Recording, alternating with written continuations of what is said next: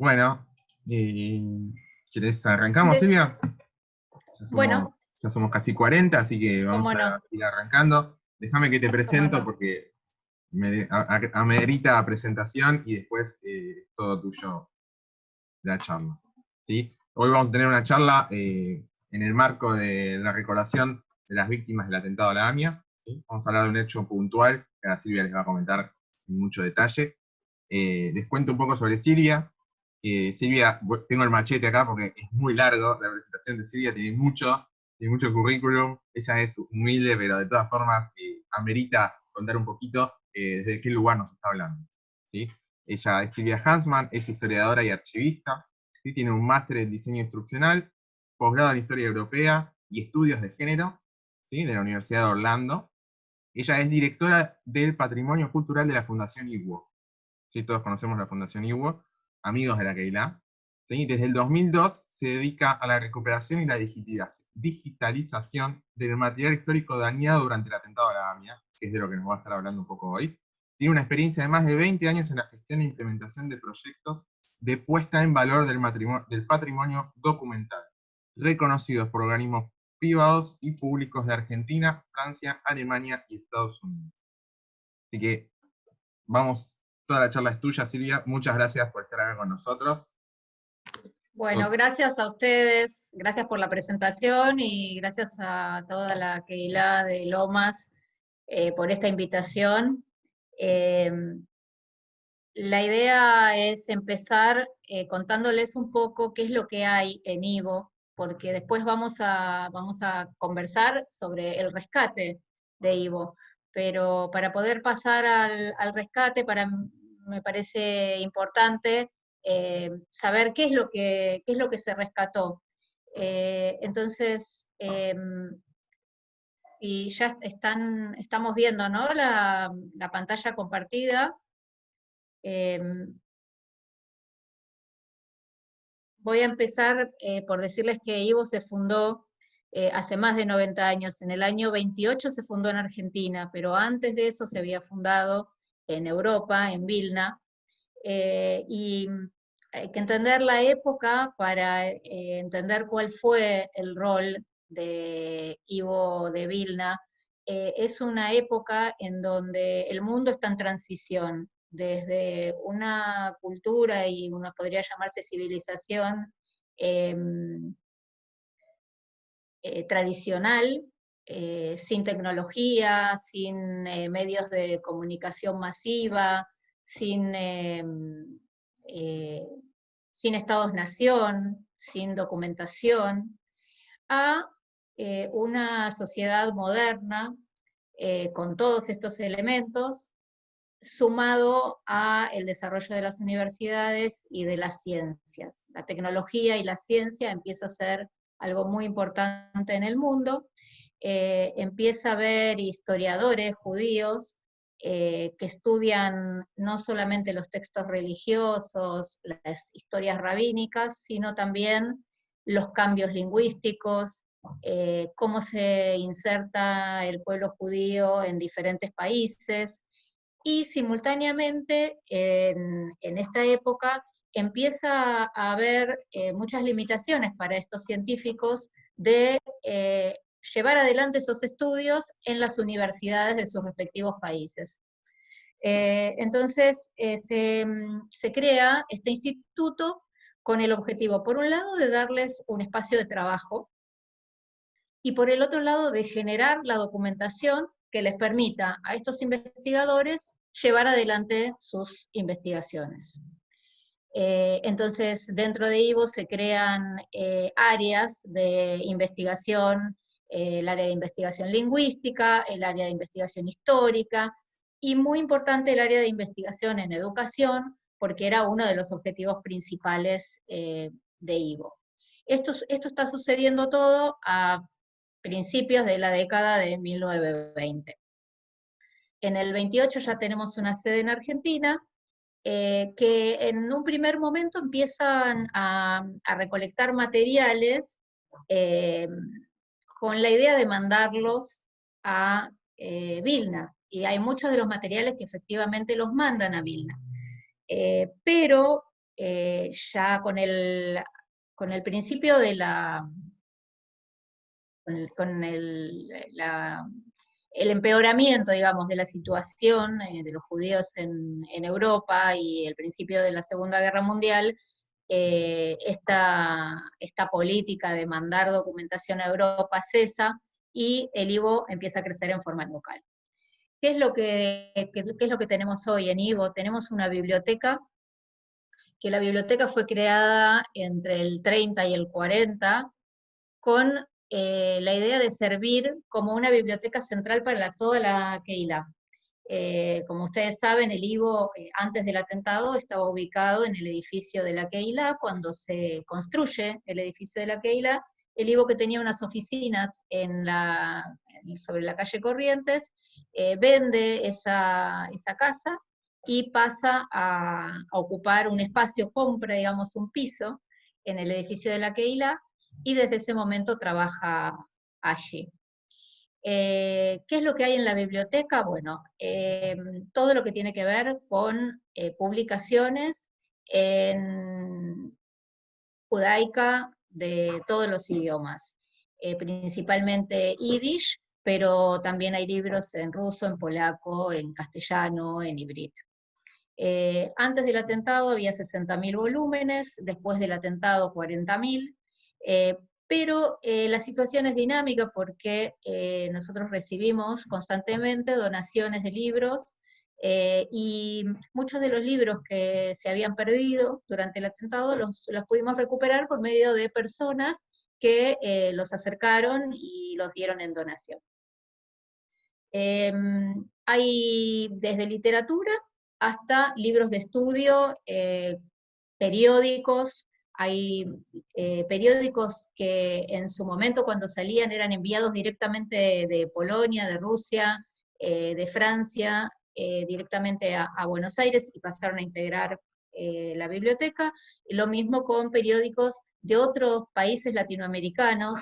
Tenemos periódicos judíos, por ejemplo, de Bolivia, de Chile, de Montevideo, y por eso yo siempre digo que IVO no es solamente la documentación de la inmigración judía a la Argentina, sino que cubre aspectos muy importantes de la inmigración a toda la región latinoamericana. Esta imagen que ven acá, por ejemplo, es nuestro documento, nuestro libro más antiguo, que es un CNURN, Pentateuco, que se consideraba que era literatura para mujeres, en yiddish, que es de 1711, es el documento más antiguo. Y bueno, como les decía, literatura yiddish traducida al castellano, ediciones históricas originales, y también tenemos un archivo histórico que conserva más de 400 fondos documentales, y que incluyen archivos personales, o sea, archivos de personas, personas que trabajaron, que fueron docentes, que fueron periodistas, que fueron músicos o artistas, y que donaron sus materiales. Nosotros, por eso digo, existimos gracias a la conciencia histórica de cada una de estas personas, porque el IVO necesita de que la gente tenga conciencia histórica para decidir que sus documentos no quedan en sus casas guardados, sino que los transmiten a una institución que se ocupa de ponerlos a disposición del público. Acá, por ejemplo, vemos un afiche, no sé si, bueno, es alusivo a la situación que nos está tocando vivir, que es un afiche que explica cómo se adquiere la tuberculosis, y cómo hacer para combatirla y para prevenirla. Esto es un archivo que pertenece al archivo de la Liga Israelita contra la Tuberculosis, una institución muy tradicional en nuestra comunidad. Como les decía, bueno, archivos familiares, archivos de personas, no sé si lo reconocen, al famoso Hebel Katz, que fue un parodista, humorista, muy querido en nuestra comunidad, y él él hacía canciones que eran una mezcla de yiddish con castellano, en donde a veces es difícil entender dónde empieza, en la misma palabra hay yiddish y castellano, pero bueno, eso ya es para otra charla. Nuestro archivo también se ocupa de documentar la experiencia de la inmigración en diferentes aspectos. Por ejemplo, cómo era la vida en las colonias y cómo era la vida en la ciudad. Acá, por ejemplo, vemos una foto bastante única de un puentenik, el vendedor ambulante, una profesión clásica de nuestra comunidad cuando recién llegaban al país, y lo ven con toda la mercadería, cómo él iba puerta a puerta, con frazadas, con repasadores, inclusive con pieles. Y por el otro lado, bueno, aspectos de la vida en el campo, también tipos de profesiones, ocupaciones, cómo eran las casas. Otra foto bastante original de una planta en donde se fabrican ladrillos. No sé si alcanzan a ver eh, el montículo de ladrillos ya secándose. Otro aspecto de la vida urbana es la vida cultural. Tenemos una colección de casi 2000 libretos de teatro. Los libretos son los textos con lo que los actores ensayaban, y son muchos de ellos manuscritos, no son los libros editados, sino los mismos libretos escritos a mano para que cada uno ensaye sus partes. Y también tenemos afiches. Acá lo que estamos viendo es, por ejemplo, el afiche, hay un afiche del 19, no sé si alcanzan a ver el cursor, este afiche es del año 1919, mientras que el otro afiche del Teatro IF es del 59. Nuestros afiches van desde el 1901 hasta hoy en día. Bueno, les comentaba sobre los libretos, también fotografías de teatro. Otra sección en Ivo, que siempre, o sea, desde la Shoah, tiene un peso muy importante en nuestra colección, es todo lo que tiene que ver con documentación sobre Holocausto y antisemitismo.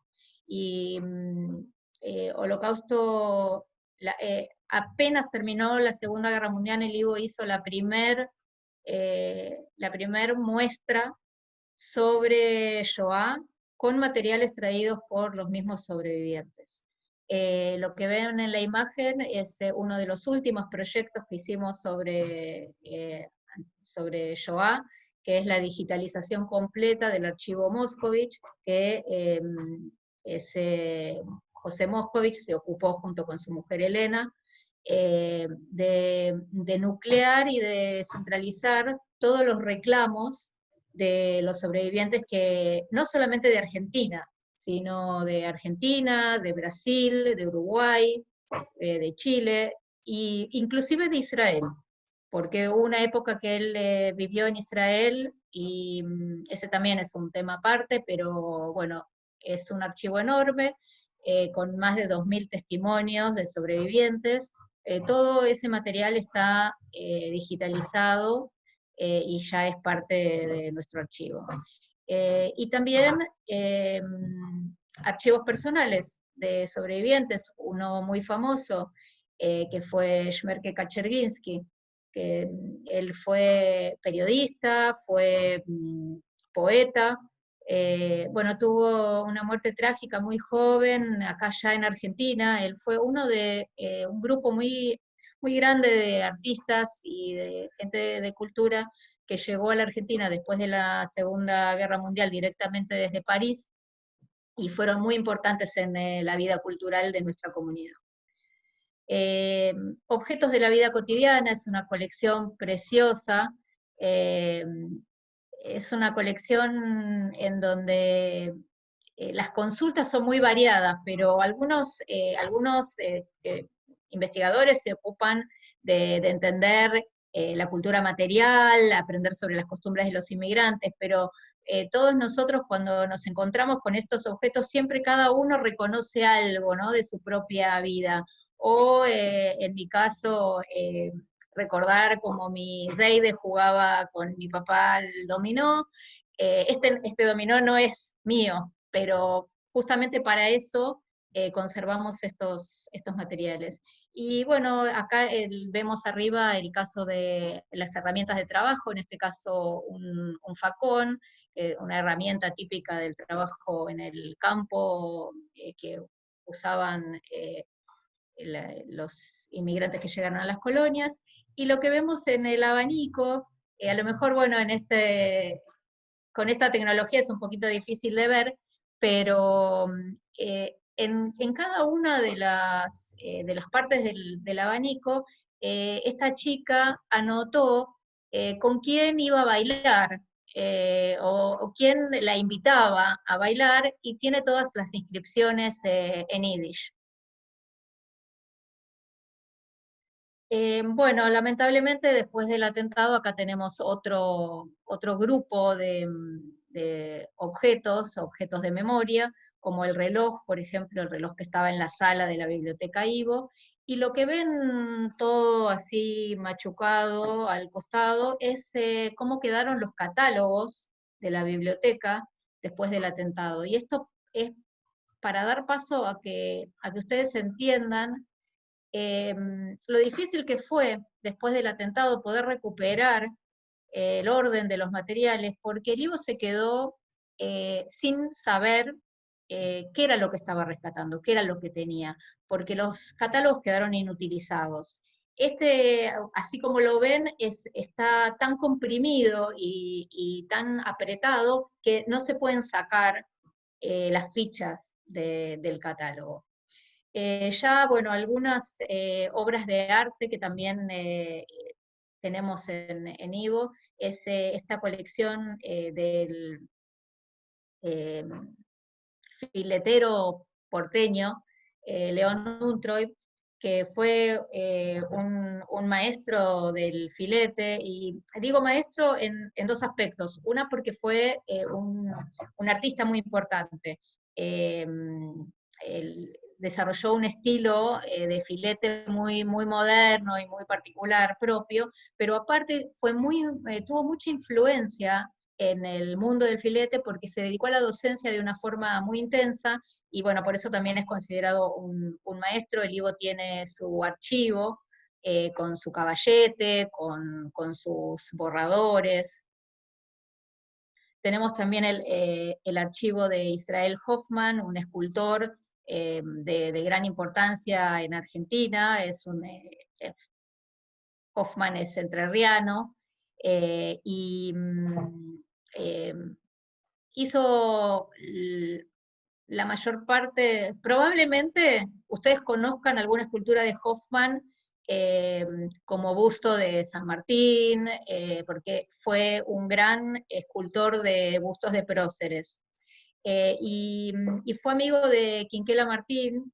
Él estaba muy interesado, él hizo también muchos bustos, muchas esculturas relacionadas con la cultura judía, porque él tenía una visión muy particular de que el arte tenía que tener raíces populares.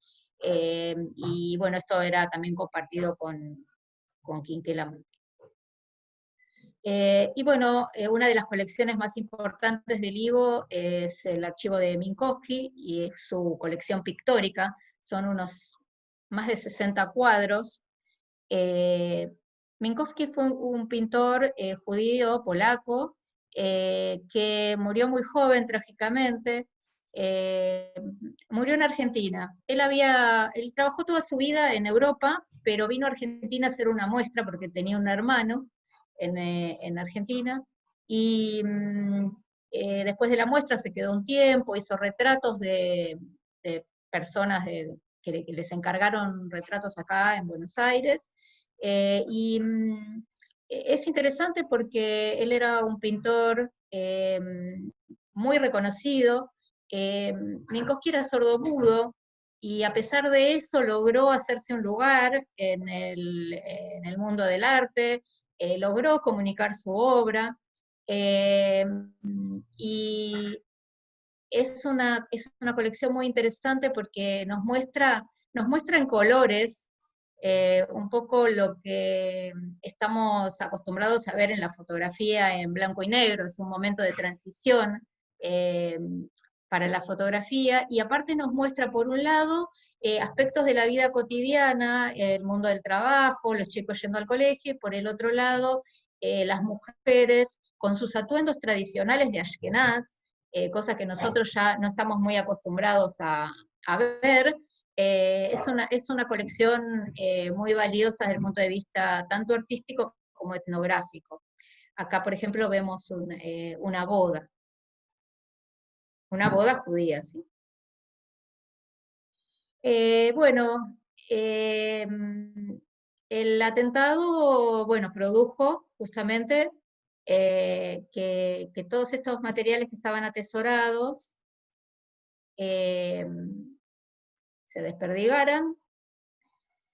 En primer lugar, obviamente, recordar que el atentado produjo la muerte de 85 personas, dejó más de 300 heridos, y bueno, y aparte produjo un golpe enorme a toda la sociedad y también a la gente que trabajaba en Ivo, muchos de ellos sobrevivientes que nunca se imaginaron que iban a tener que vivir una experiencia como esta. Eh, empieza la tarea de rescatar el material de entre los escombros. Yo no me voy a detener en eso, simplemente lo que les quiero comentar es que los primeros años, o sea, después los primeros 2 años son del rescate físico, de recuperar los materiales de los distintos lugares en donde estaban, porque había parte que se recupera del terreno de la AMIA y parte que es llevada a Ciudad Universitaria. Después hubo una etapa muy ardua de ordenar los materiales. Después hubo una etapa de estabilizarlos, porque los materiales habían estado a la intemperie. Y después llega una etapa en donde, después que están estabilizados, hay que pensar en cómo mantenerlos a lo largo del tiempo para que puedan pasar a las próximas generaciones. Y parte de ese proceso es la digitalización, no solamente de papeles, de libros, de documentos, sino también de material fílmico, del poco material fílmico que se pudo rescatar, y también, como les decía antes, de ir incorporando nuevas colecciones que las personas tienen en sus casas, y, por ejemplo, uno de los proyectos que estamos llevando adelante es un proyecto que estamos llevando adelante en conjunto con ustedes, de digitalización de los archivos de la Keilah de Lomas, que bueno, está un poquito detenido, pero solamente mientras dure la cuarentena. Espero que apenas tengamos la posibilidad, eh, vamos a volver a retomar ese proyecto. ¿Está Esther? Sí, Esther ya llegó. ¿Ya está? Bueno. Voy a presentarla y te pasamos la palabra, Esther. Lo que sí les quería consultar, porque ¿cómo estamos de tiempo? Porque le pregunto a Esther también, ¿qué prefiere? ¿Si ella quiere hablar primero o vemos el video? Aguantame un segundo que estoy ahí. A ver, Esther, te pongo audio, a ver si decinos vos. Ahí está. Una vez que Zoom me haga caso, ahí está. Buenas tardes o buenas noches a todos. Gracias por esta hermosa invitación. Yo prefiero hacer una pequeña introducción y después vemos el video, pero antes quiero contar algo. Vos mostraste, Silvia, el abanico. El abanico lo recibí yo. Yo recuerdo a la señora que vino a traerlo. Y si me permitís, y si me permiten 2 minutos, les cuento la anécdota. Por supuesto. Viene una señora un día, y bueno, yo me contacté, no importa. Llega al Ivo, y una señora de cabello cortito, y me dice, yo te voy a mostrar algo que vos nunca viste en tu vida. Y yo, que ya había visto muchas cosas, me pensé, ¿qué me va a mostrar? No dije nada, porque yo aprendí que a veces la gente cree que no, y resulta que sí, uno ya lo conoce. Pero es tan grande la ansiedad de la persona, que a veces no vale la pena decirle, mira, lo que vos me mostrás, yo ya lo vi muchas veces. Yo aprendí que hay que escuchar, y saca un abanico, que es ese que vieron, unas maderitas, y me dice, te voy a contar la historia. Durante la Primera Guerra Mundial, mi mamá, que vivía en Polonia, tuvo que ir a hacer una consulta en Austria con un oculista. Entonces fue a parar a la casa de unos tíos. Y estalló la guerra, y ya no pudo volver. Lo mismo que pasó acá con la cuarentena, cuando la gente se quedó varada. Y bueno, hay mucha gente varada. Y ella se quedó a vivir en la casa de los tíos hasta que pudiera volver a su casa. Como era muy linda, mientras tanto empezó a ir a los bailes. Y en los bailes se estilaba que además del carnet du bal, que las niñas tenían atado aquí cuando se acercaba un joven, ella decía, momentito que me voy a fijar a ver si la próxima pieza no la tengo ya adjudicada. No decía adjudicada, pero era eso. Entonces miraba y decía, primero lo miraba a él, si me gusta o no me gusta. Si el pibe era rico, él le decía, ay, sí, joven, ¿cómo no? Y si más o menos, ay, discúlpeme, la próxima pieza, y más le valía tenerlo, porque si no se iba a descubrir que era mentira. Y en ese momento, la mamá no tenía ese carnet du bal, pero tenía un abanico. Entonces los chicos que querían bailar con ella le fueron anotando frases, porque era muy linda, le fueron anotando frases en distintos idiomas en cada una de las maderitas del abanico. Y entonces me muestra el abanico, yo miro, la verdad, nunca vi eso. Ni antes ni después, es el único abanico que vi en mi vida, es hermoso. Y me dice, ¿ves esta maderita? Porque estaban escritos en todos los idiomas. ¿Ves esta maderita escrita en yiddish? Sí, esa es de mi papá. O sea, ese día, no sé quién, si ella a él o él a ella, hicieron el levante, se enamoraron, se casaron y son los padres de esta señora. Así que miren qué historia, miren las historias que hay en el Ivo. Cada objeto de los que hay en el Ivo tienen únicas historias que no van a escuchar en ningún lado. Y no están escritas por ahora en ningún libro, porque ninguno de nosotros tiene tanto tiempo, estamos tan abocados a la tarea cotidiana, que es tanta, que no podemos sentarnos a redactar. Pero estas cosas algún día Silvia va a haber que redactarlas. Es muy simpática la historia. Y ahora sí, vayamos a lo nuestro. Nosotros vamos a ver un documental. Les voy a contar en breve la historia del documental para que entiendan cómo se gestó y por qué. Y después sí, les voy a contar muchas cosas más del rescate y vamos a comentar el documental y van a poder preguntar todo lo que quieran y todo lo que se les ocurra. Mariel Hochman, pero fuiste alumna mía. ¡Wow! ¡Qué emoción! Y nos encontramos hace poco en la calle. Brillante alumna, aviso. Primer año del Sholem Aleichem, de Serrano. Brillante alumna, sos médica ahora. No, sí, sí, sí. Muy aplicada, maravilloso. Hermoso encontrarnos justo aquí. Les Esther, cuento.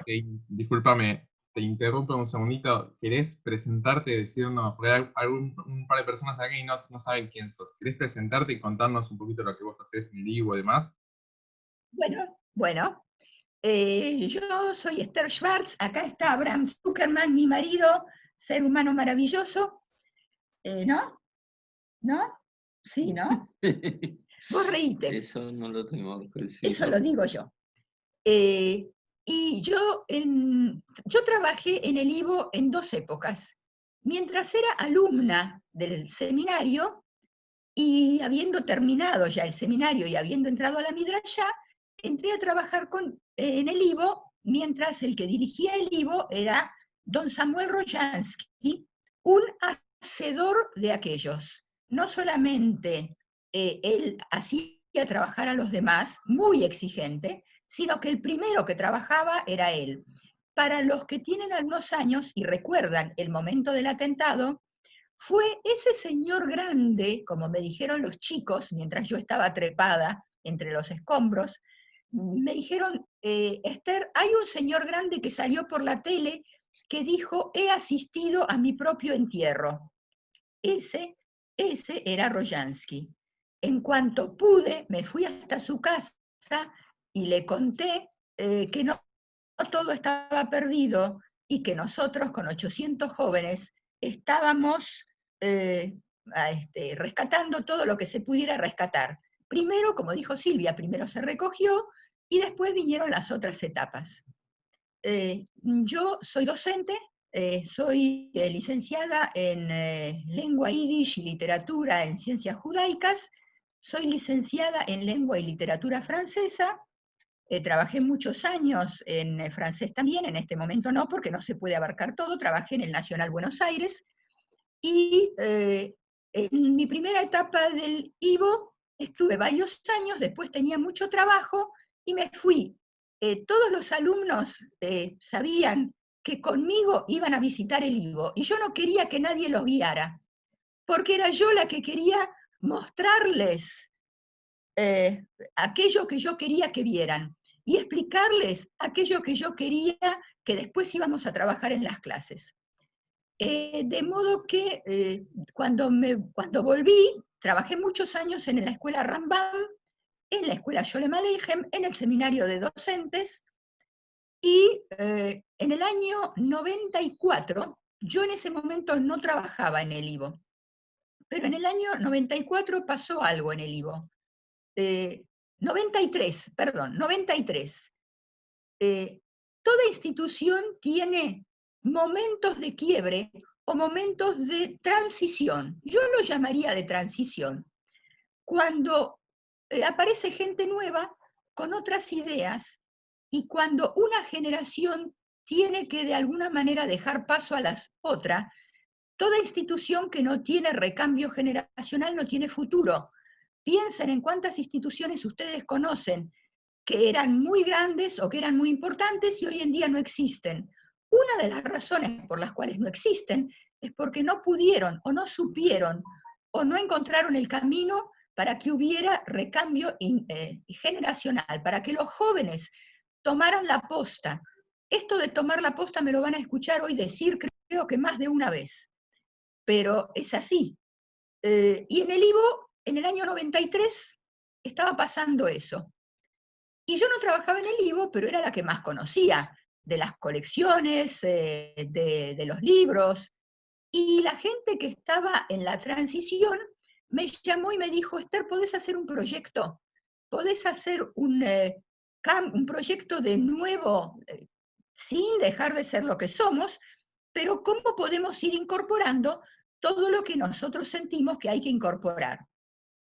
Entonces yo les dije, miren, primero tengo que hablar con cada uno de ustedes. Y la gente de la comisión, les voy a contar una infidencia, la gente de la comisión creía que yo iba a entrevistar solamente al personal administrativo y al personal de biblioteca.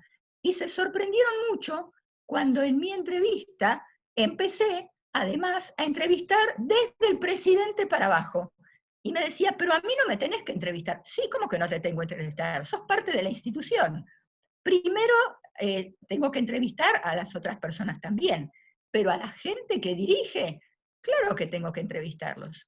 De resultas de lo cual, en el año 93 salió un proyecto, y el 1 de marzo del 94 empezamos a hacer ese proyecto. Obviamente no tuvimos tiempo, en 2 meses, en 3 meses, en 4 meses no se hace un proyecto de la envergadura que era lo que se había presentado y aprobado. De haber podido acelerar los tiempos, porque el IVO siempre tiene mucha gente que tiene buena voluntad, poca gente para trabajar y pocos recursos económicos. Tenemos todos puesta la camiseta, trabajamos de la mañana a la noche a más no poder, pero somos pocos para mucho trabajo. Entonces, a veces los tiempos se alargan.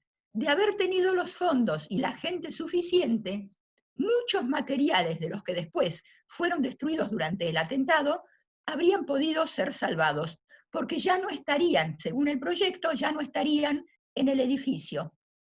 El IVO quedaba chico. Silvia, yo no sé si vos contaste la historia del IVO. Desmuteate. Esperá, no se oye. Ahí está. Sí. Hice una introducción general de la historia del IVO, conté que estaba primero en el edificio de la calle Corrientes, que después se instaló en AMIA. Perfecto, entonces Pero no hace falta.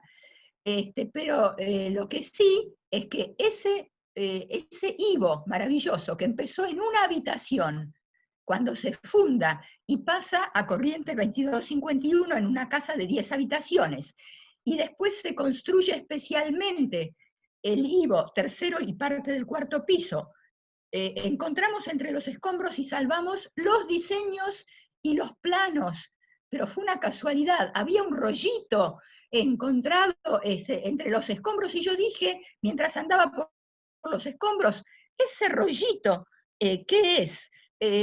Malca Criboyay, ¿cómo te va? Te estoy reconociendo ahora. ¿Cómo estás? Levanté el rollito y dije, miren lo que encontramos. Pero ese edificio de Pasteur nos estaba quedando chico.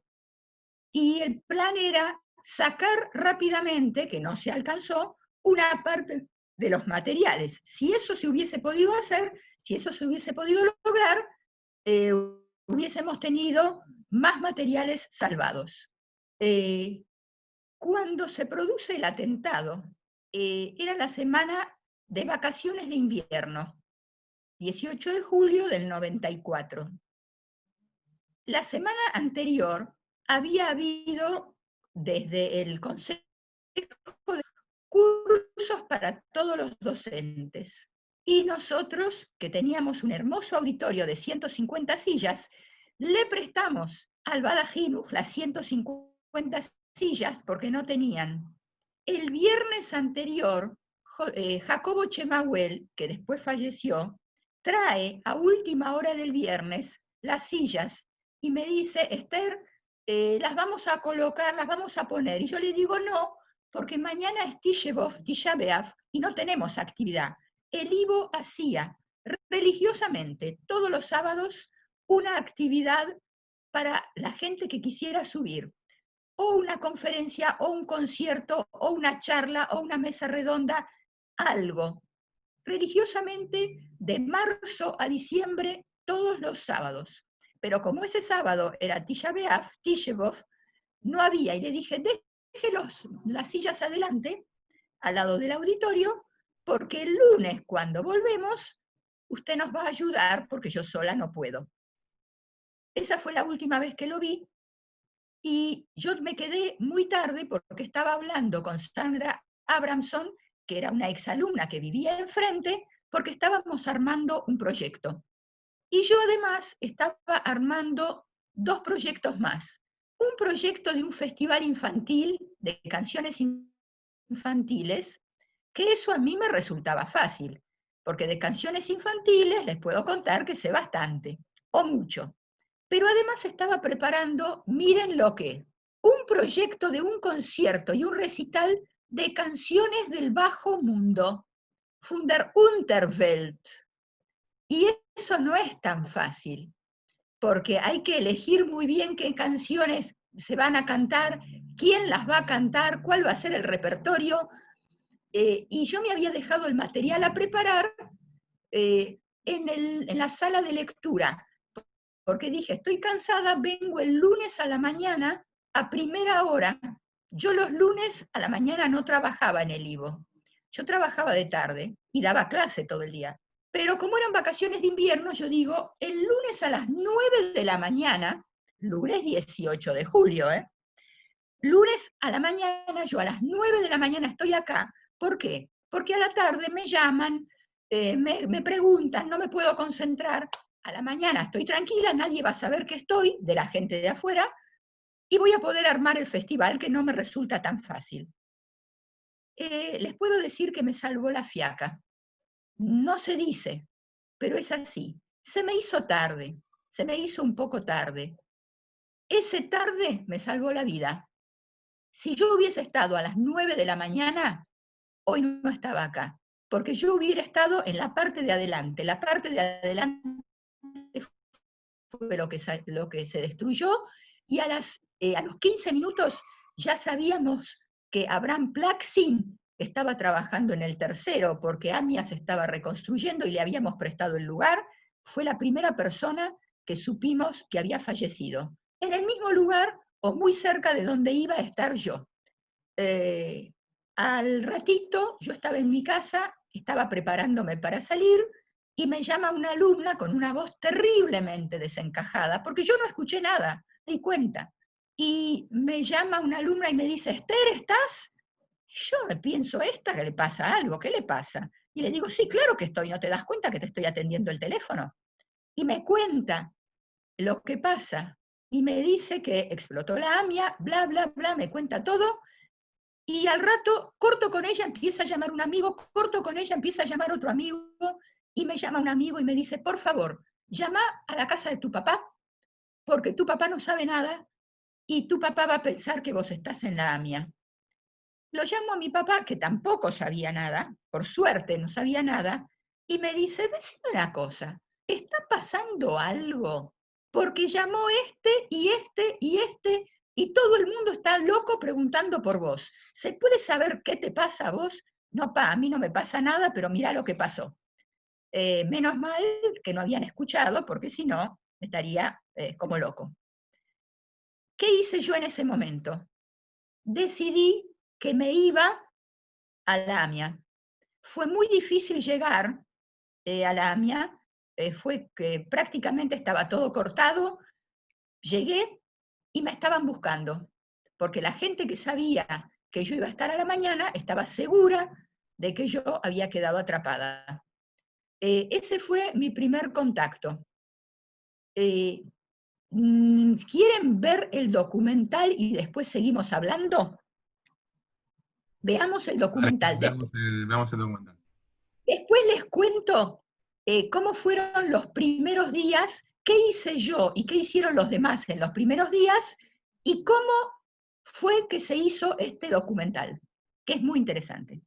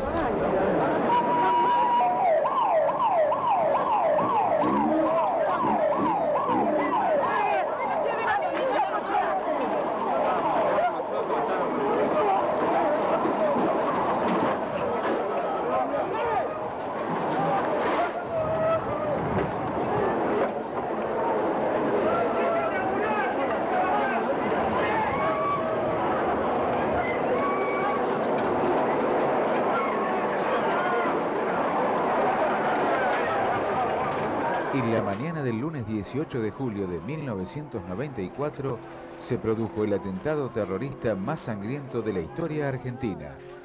A las 9:53, una poderosa bomba partió en dos el edificio de la Asociación Mutual Israelita Argentina, AMIA, ubicado en la calle Pasteur 633 de la ciudad de Buenos Aires.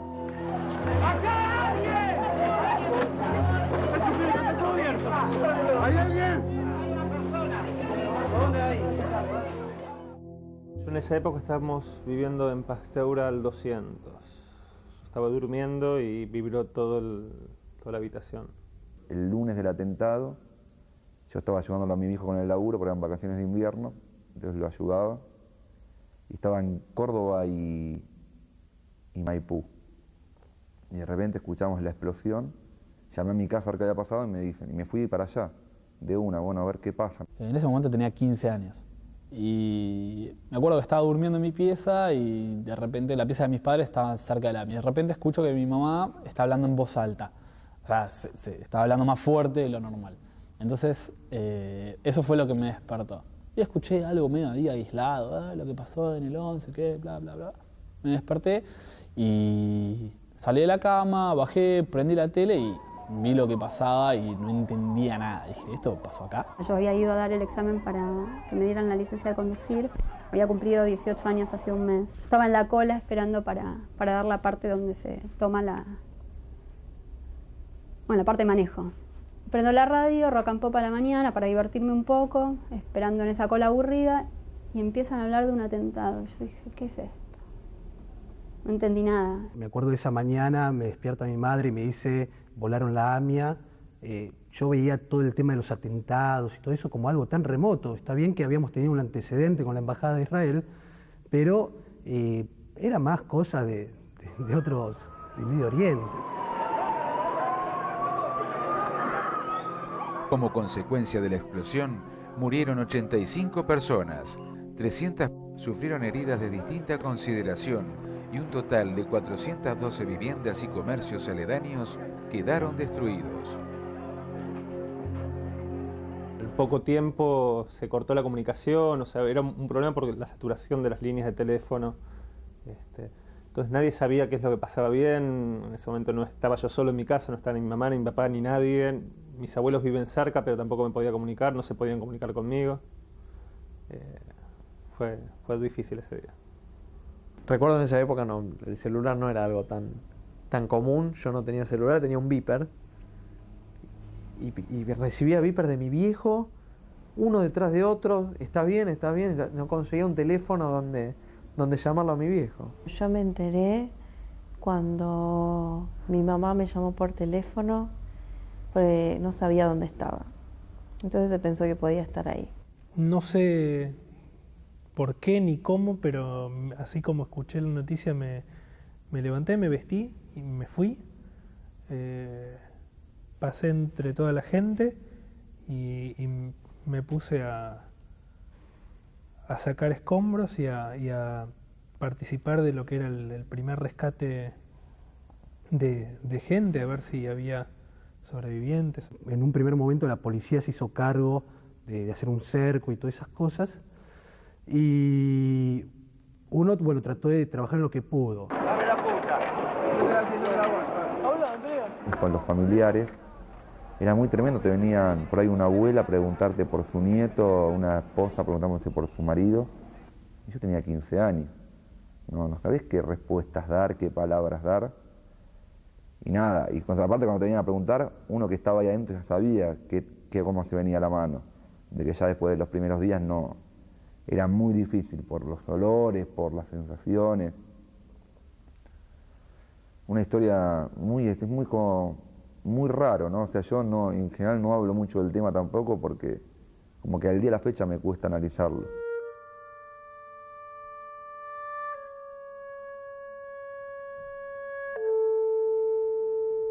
Toda la tristeza, llegó un momento en que dije, o sea, esto es solo muerte, esto es solo dolor, esto es, o sea, y ya está, no vamos a encontrar a nadie más. Ya habían pasado algunos días y dije, o sea, no puedo estar más acá.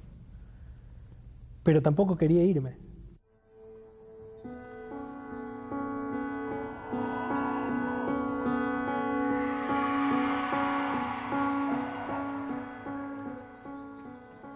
y dije, tengo que hacer algo positivo, algo que me demuestre, teniendo 18 años, algo que me demuestre que se puede construir, que se puede buscar vida. Por ahí no había vida humana, pero algo tenía que haber ahí, algo tenía que haber.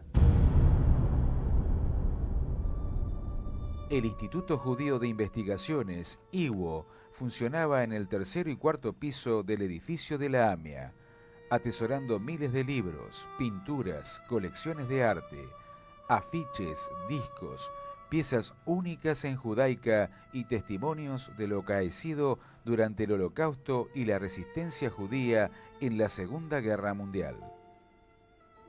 Porque uno caminaba y veía libros, veía videos, veía papeles, veía cosas, veía esto, veía lo otro, y decía, bueno, ¿qué hacemos con esto? No puedo dejarlo acá, pisarlo, está lloviendo, no puede ser.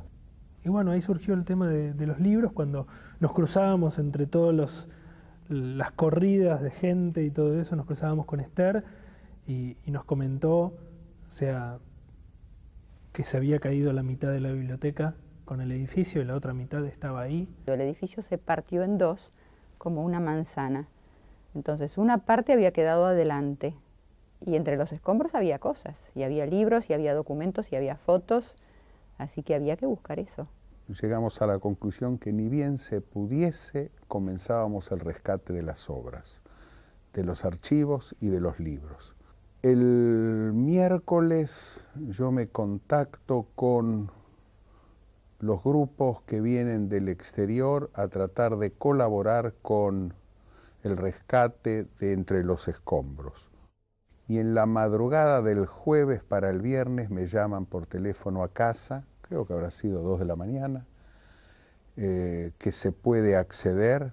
Nosotros subimos antes a ver de qué se trataba. Y fue duro subir y ver que estaba todo destruido.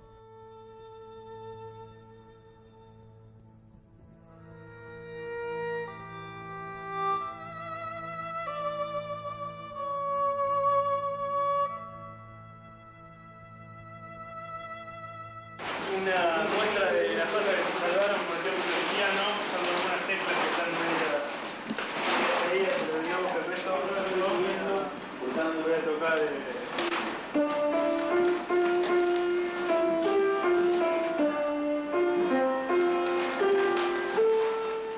Se trabajó del jueves de madrugada hasta el viernes a las 10 de la noche.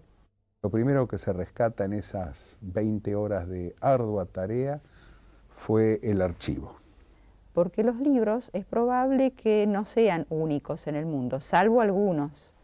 Es decir, si se destruye un libro acá, a lo mejor ese libro puede estar en alguna otra biblioteca, aquí o en alguna otra parte del mundo, pero los documentos sí son únicos.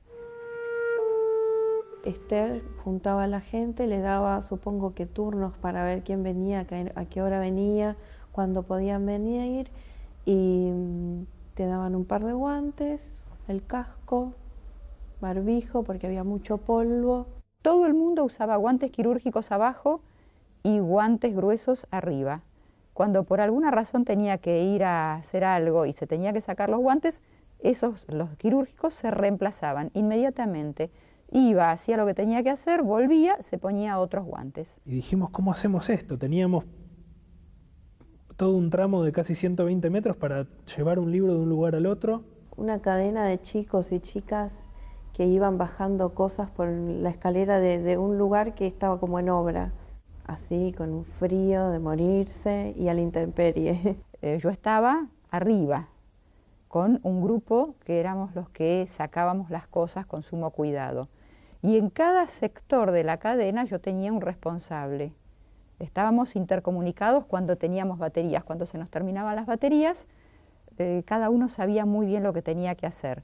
Y no se podía interrumpir la cadena, porque si paraba uno, se paraba todo.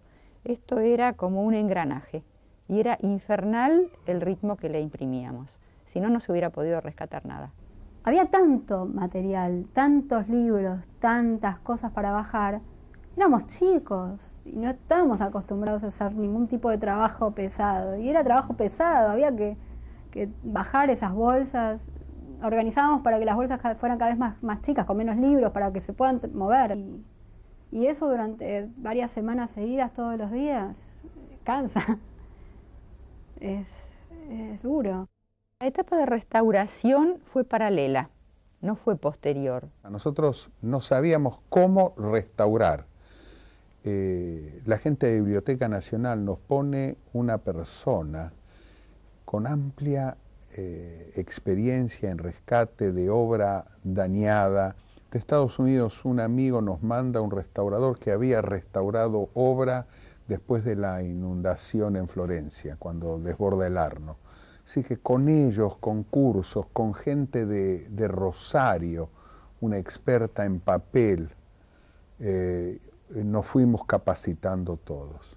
En Uriburu 650, en el subsuelo, que había un espacio muy grande, y es ahí donde habíamos en un principio dejado parte de las cosas se dejaron en otros lugares, levantamos mesas, es decir, con caballetes, con liencillos, y empezó la tarea, primero de todo, de secado y limpieza.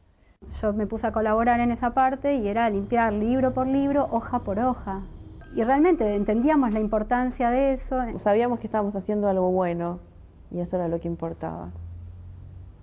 Gracias a la fuerza de voluntad, entusiasmo, esperanza y dedicación, los jóvenes que trabajaron sin cesar de día y de noche, con frío y lluvia, durante varios meses, lograron lo que parecía imposible: recuperar y restaurar gran parte del patrimonio cultural del Iguo.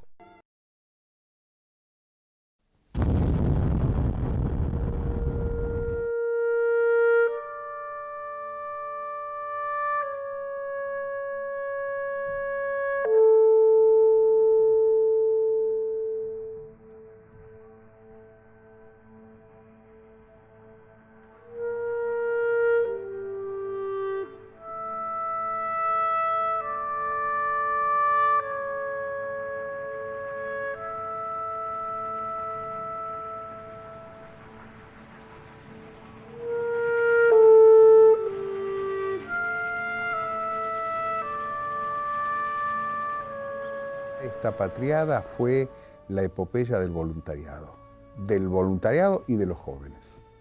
La mayoría de los jóvenes que trabajaron 800, nunca habían estado en el Ivo. 800 son de muchos colegios, de todas las escuelas, judías y no judías. El puntal de todo esto fueron los chicos. El agradecimiento hacia los chicos tiene que ser infinito.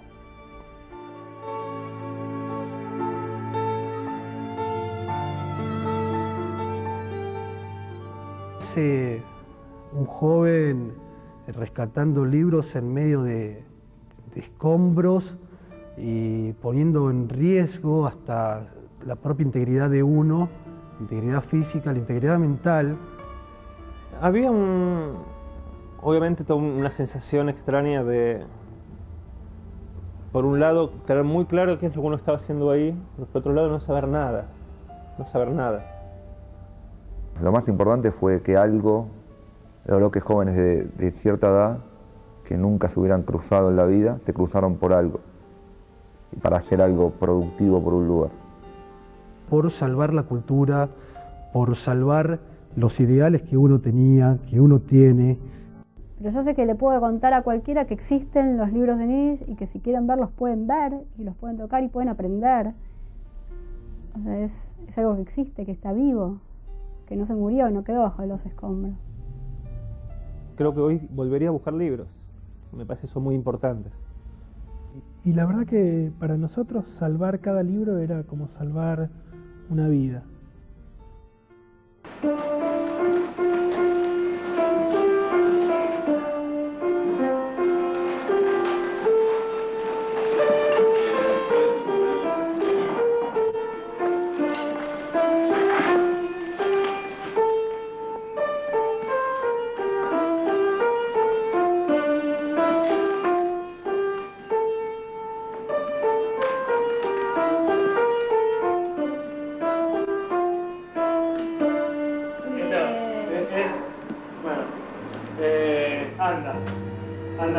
Anda todo.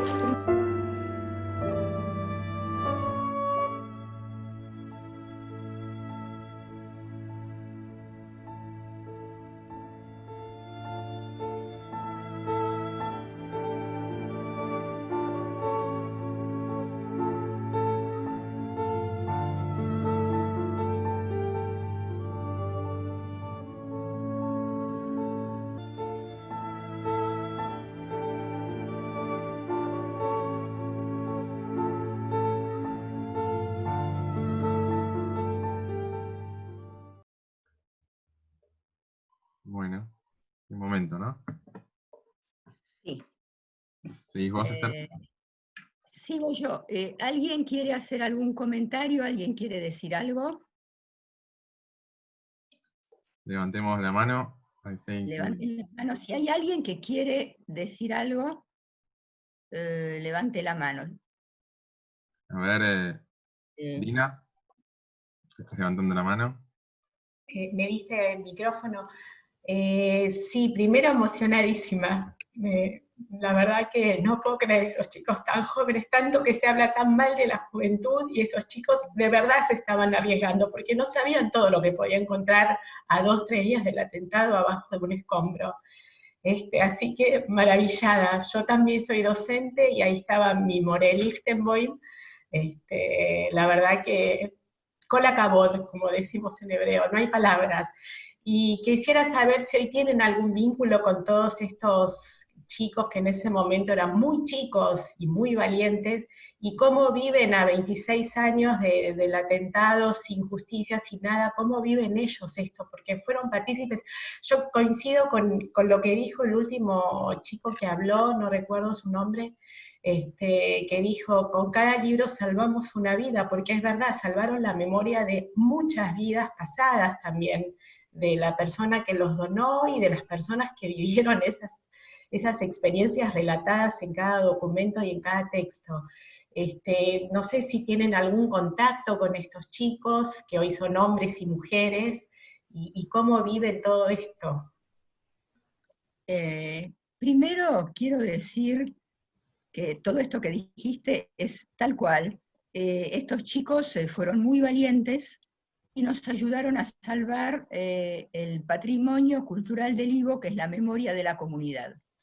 Estos son los chicos, estos y los más chicos, y las 2 generaciones que le siguen, son los que hoy estudian en el Ivo. Ustedes saben que el Ivo está dando cursos yiddish y de cultura judía todos los días.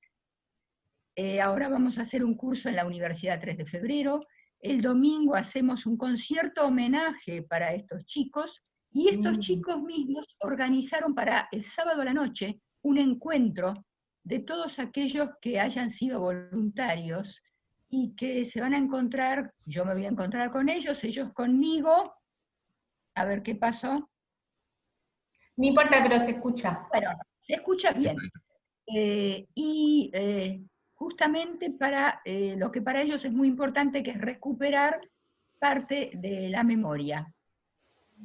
Nosotros teníamos muy claro, primero yo, la gente de la comisión, es decir, no solamente yo, todo el equipo del IVO de ese momento, tenía muy claro qué es lo que estábamos haciendo, para qué y para quién. No solamente para nosotros. Hace un rato dije pasar la posta.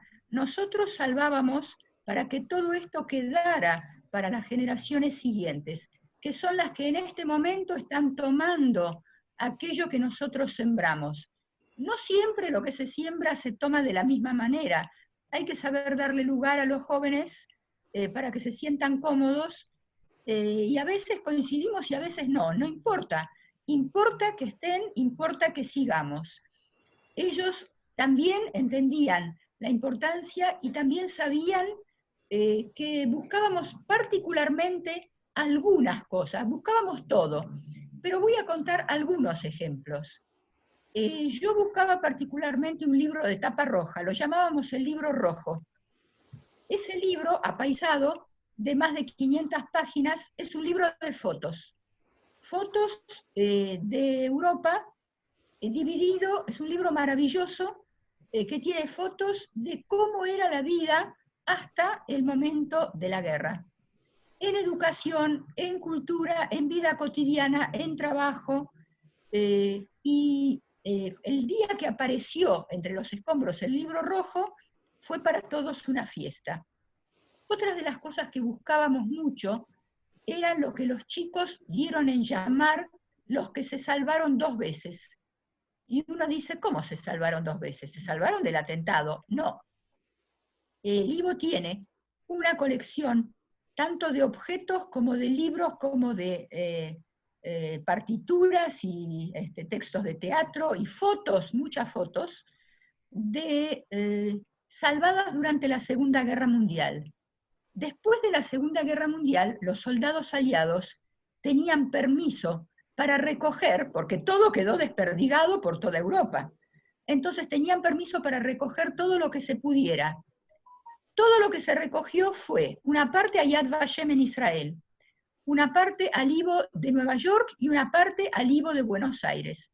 Y nosotros teníamos varias secciones enteras de materiales de este tipo. ¿Cómo los reconocemos? Los libros tienen una etiqueta que dice Fondo de Reconstrucción Judía, una etiqueta blanca con un Magen David, con un Magen David celeste. Los objetos tienen una argollita que habla de lo mismo, es decir, cada documento, cada objeto, cada papelito estaba señalizado. Y nosotros poníamos especial empeño en encontrar esos materiales. Imagínense lo que es encontrar materiales como esos en una montaña de tantos pisos de escombros. Rescatamos del lado de Pasteur, rescatamos del lado de Uriburu y fuimos a rescatar a Ciudad Universitaria. Fue el trabajo más difícil que hicimos. ¿Cómo fue que conseguimos entrar a Ciudad Universitaria? Entramos el 7 de septiembre, el atentado fue el 18. En el interín, el 18 de agosto, hubo frente a AMIA una manifestación muy importante de gente exigiendo justicia. Esta gente, toda la gente, después fue caminando, los que participaron se acordarán, fue caminando hasta tribunales. En el momento que se fueron a tribunales, 6 chicos y yo nos trepamos y empezamos a rescatar los cuadros, porque habían quedado cuadros colgados en el vacío, y habían quedado cuadros en un armario. Entonces, abrimos el armario, hay fotos. Todo lo que yo les cuento está documentado. ¿Por qué? Porque le dije a los chicos, estamos haciendo historia. Traigamos máquinas, las que tengan, y saquemos fotos y filmemos todo lo que se puede. No podemos filmar las 24 horas de todos los días que trabajamos. Trabajamos hasta diciembre, de julio a diciembre, todos los días. Es imposible, pero documentemos todo lo que se pueda. Parte del documental que ustedes vieron está hecho con las fotos que tomaron los chicos. Esas son las fotos, esos son los documentos. Y entonces, la policía se fue con la gente, nosotros salimos al vacío, porque el Museo del Ivo había quedado al vacío. Si salíamos al pedacito de piso que había quedado del museo, veíamos la vereda de enfrente de Pasteur. Y es ahí donde habían quedado al vacío los cuadros, y nos colgamos para sacar y salvar la enorme colección de cuadros de Minkowski. Algunos se perdieron, pero la mayoría los salvamos. Después, el 22 de noviembre de ese mismo año, en el edificio donde está el Ivo ahora, en Ayacucho 483, de cuadros, todos voluntarios, adultos, pero llamamos a Silvio Gorna, porque nadie puede meter la mano en un cuadro. Esther, ahora un segundo que se cortó. A ver. Ahora un segundo. A ver. Espera un segundito a ver. Sí. Guardame un segundito. Mientras tanto le digo a Jimmy Danzinger, ¿cómo te va? ¿Cómo estás? Ahí está, ahí te escuchamos. ¿Querés contarnos de vuelta la última parte de los cuadros? De los cuadros, bien. Hemos rescatado los cuadros y se armó un taller para que los que saben de cuadros desarmen, armen un catálogo. Es decir, en ese momento, en noviembre, se trabajó en esa primera etapa de noviembre a febrero. Se limpiaron todos los cuadros, se detectó el grado de riesgo de cada uno conseguimos restaurarlos. Ustedes saben que restaurar un cuadro es muy caro. Teníamos voluntarios que restauraron. Por ejemplo, uno de los cuadros, ese que ustedes vieron, y otro más, los sacamos horizontal, porque si los parábamos se descascaban. Como teníamos algunos bocetos, le dimos a los voluntarios, voluntarios especializados en restauración, a Néstor Barrio y a otras personas. Néstor Barrio en uno de los cuadros trabajó 6 meses con la técnica de punteado, restaurando puntito por puntito el cuadro, y lo tenemos. Y hay otros cuadros que están limpios, con el deterioro detenido, y esperando todavía. No se crean que la tarea está terminada. Los chicos entendieron, como dice Diego, uno de los chicos, entendíamos muy bien lo que estábamos haciendo, pero había momentos en que era muy difícil el trabajo. Y esto que vos decís, Dina, yo trataba, sobre todo en Ciudad Universitaria, de pasar por los montículos que íbamos a trabajar. Ciudad Universitaria tenía más de 500 montículos, cada montículo tan grande como un camión. Yo andaba con casco verde, los chicos con casco. ¿Por qué fue lo más difícil? Porque aprendimos todos. No se crean que yo sabía todo. Yo no sabía. Había cosas que sabía y cosas que aprendí. Yo no sabía de mantenimiento de papel, fui aprendiendo. Yo no sabía en qué momento se puede salir a la intemperie a rescatar cosas. El primer día, cuando fuimos a Ciudad Universitaria, me dijeron, alguien que sabía del tema, me dijo, no vayas temprano, anda a las 10 de la mañana. Y yo dije, pero ¿cómo voy a ir a las 10 de la mañana? Yo tengo que trabajar todo el día. Voy a ir a las 8 de la mañana, con todos los chicos en distintos autos. Fuimos a las 8 de la mañana. Les cuento que no pudimos salir hasta las 10 del viento, del frío que había. Era septiembre, no se podía. Al día siguiente, por supuesto, ya fui a las 10 de la mañana. Y se trabajaba hasta las 3, máximo 3:30. A las 3:30 empezaba a soplar un viento en Ciudad Universitaria que a uno le sacaba la cabeza. Y ahí es donde los chicos aprendieron mucha geografía. ¿Qué pasó? Yo recogía con los chicos, yo decidía en qué montículo se iba a trabajar, porque reconocía entre el montículo los pedazos de qué piso eran. Si esto era el piso del archivo, si esto era el piso del segundo piso, si esto era una ventana de no me acuerdo dónde, y decidíamos cuál de los 500 montículos abordar primero. Pero yo rogaba que debajo del escombro, como dijo Dina, no nos encontráramos con algo más. Y trataba de evitar que a los chicos les pasara algo tan terrible como el encuentro, porque no se crean que se encontraron todas las personas enteritas. Entonces, bueno, eran momentos duros. Todo lo que rescatamos pasaron varios meses. Si nosotros entramos en septiembre y eso estuvo a la intemperie desde que los camiones lo llevaron y lo tiraron ahí, les llovió encima. Se mojaron los materiales. Entonces, hubo materiales que pudimos rescatar y hubo materiales que cuando los encontramos ya estaban adheridos a la tierra. Así que reuní a los chicos y les dije, ustedes en las escuelas de ustedes estudian geografía, ¿no? Sí.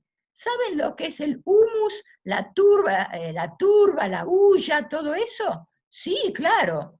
¿Quieren verlo en vivo y en directo? Vayan a sus respectivas escuelas y cuenten que a ustedes no se los enseñó un libro, que ustedes lo vieron un papel adherido a la tierra empezando a descomponerse.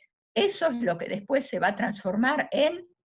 Y para los chicos fueron experiencias muy valiosas. Cuando fue el primer aniversario, con un grupo, porque Dina, no estamos en contacto con los 800, pero sí con muchos. Mañana a las 7:30 de la tarde va a haber un encuentro de estos chicos para poder charlar entre todos y recuperar la memoria. Pero estos chicos aprendieron muchísimo. Y eso, el primer aniversario, hicimos la siguiente actividad. Les cuento cómo fue. Todos los que participaban de esa actividad vinieron al Ivo Ayacucho 483. Corrimos en el primer piso todas las sillas, dejamos todo el espacio vacío. Apagamos las luces y subieron todos con los ojos cerrados. Y nos sentamos todos en el piso. Yo encendí un candelabro de estos que habíamos rescatado, que eran rescatados 2 veces. Cuando les dijimos a los chicos que abrieran los ojos, la única luz que ardía en todo ese salón inmenso eran las luces de las velas del candelabro. Y cada chico fue diciendo, el que quería y el que podía, algo, lo que quisiera decir. Víctor Nahum, que es uno de los chicos que ustedes vieron en la película y que ahora vive en Roma, dijo, yo en estas 2 semanas, en las primeras 2 semanas, crecí y maduré lo que no crecí y no maduré en toda mi vida, en todos mis 15 años anteriores. Había que escuchar a los chicos hablar. No se crean que todo era tragedia. Les cuento que se armaron parejitas que hoy están casadas y que hoy son muy felices, porque los chicos son jóvenes y mientras iban rescatando, iban mirando, mirá mirá el otro, mirala esta, qué linda que es. Bueno, así que hubo parejas, hubo amor, hubo de todo. Hubo momentos serios también. El primer viernes, porque trabajamos incansablemente, el primer viernes hicimos unos minutos de pausa, porque fuimos todos del otro lado, del lado de Pasteur, porque se hizo un Kabbalat Shabbat entre los escombros. ¿Se imaginan lo que es un Kabbalat Shabbat entre los escombros?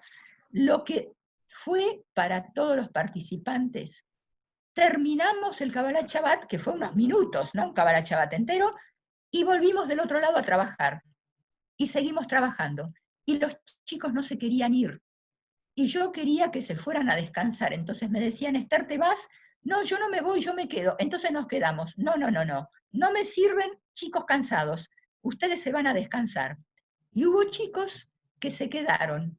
En Ayacucho, en donde estamos ahora, el tercer piso, se había transformado en el lugar donde subían a tomar algo, donde descansaban, y hubo chicos que durante 3, 4 días se quedaron descansando sobre colchonetas.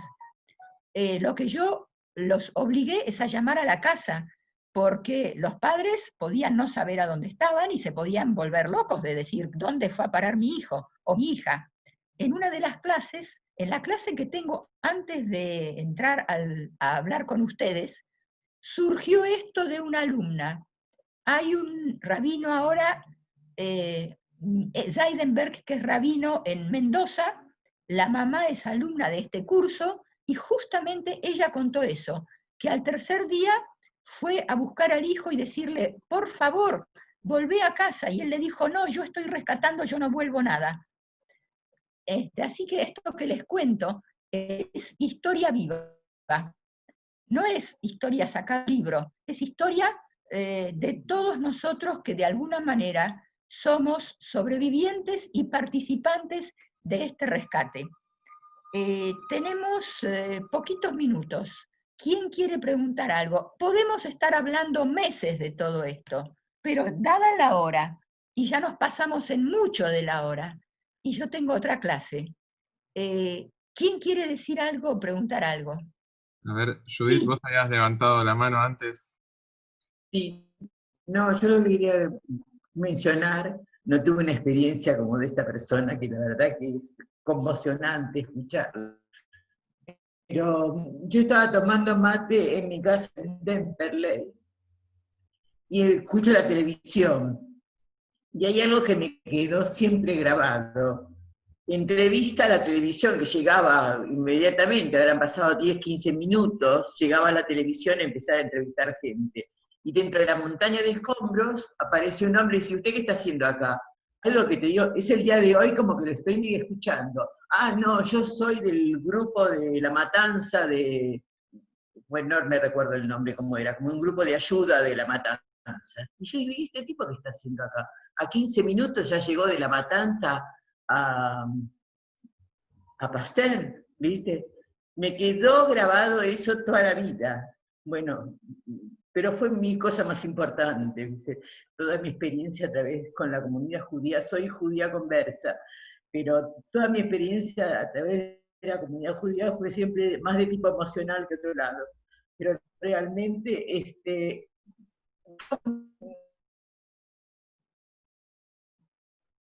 sí, Mariel, vos querías decir algo, espera, Loskin, sí, Loskin, querías decir algo.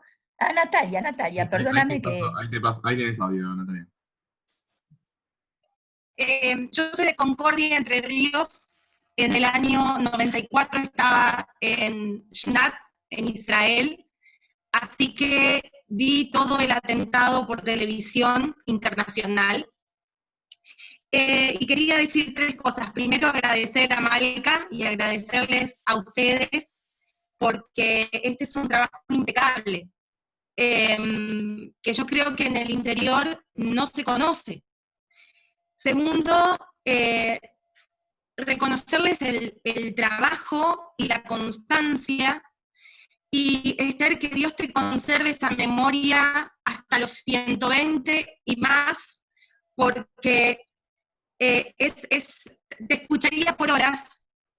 Y tercero, que me parece sumamente importante, este material que ustedes pasaron. Yo soy profesora de artes, pero también soy profesora, soy mora, hace 19 años que trabajo como mora, y creo que este material sirve tanto para los judíos como para los no judíos, porque habla de la importancia, de la utilidad de hacer algo, de que los jóvenes, como dijo hoy Dina, valen y que valen mucho, y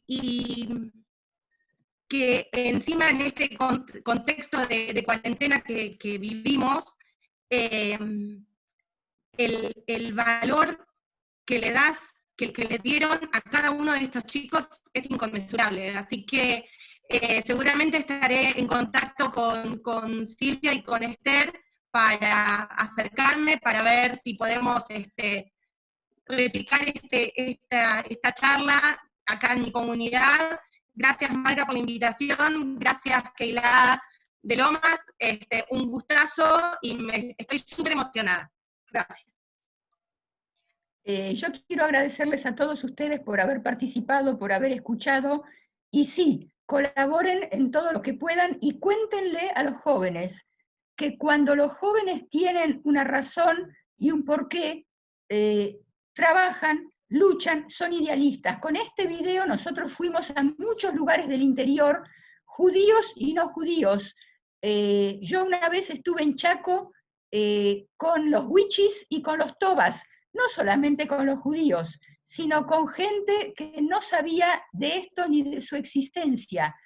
Es maravillosa la respuesta, porque sienten que son valorados y que son incorporados a la sociedad, que no son dejados de lado, que no es los jóvenes por un lado, los adultos por el otro. En Yiddish hay un concepto maravilloso que es Die Goldene Kette. Die Goldene Kette es la cadena de las generaciones. Un eslabón entra dentro del otro y un eslabón transmite. Yo no soy poseedora, ni yo, ni ustedes, ni nadie es poseedor de todo el judaísmo.